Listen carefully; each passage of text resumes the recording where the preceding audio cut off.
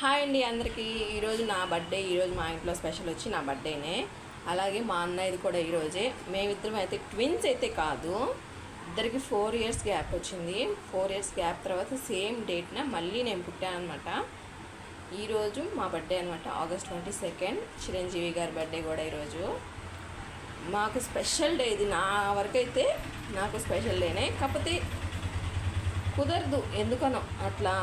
మేమిద్దరం కలిసి చేసుకుంటే పెళ్ళిళ్ళు అయిన తర్వాత కొంచెం కుదరట్లేదు. పెళ్ళి కాక ముందు చేసుకున్నాం కానీ పెళ్ళైన తర్వాత అయితే అస్సలు కుదరట్లేదు చేసుకుందామన్నా.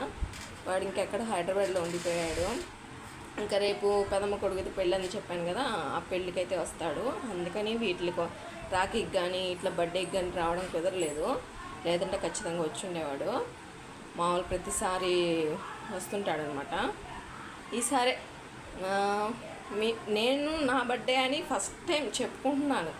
ఈ ట్రిప్లో చెప్పుకోవడం కూడా దేనికంటే వీడియోస్ తీస్తున్నాను కాబట్టి చెప్తున్నాను అంతే, ఇంకేం లేదు. మీ అందరి బ్లెస్సింగ్స్ నాకు మా అన్నయ్యకి ఉండాలని స్ఫూర్తిగా కోరుకుంటున్నాను.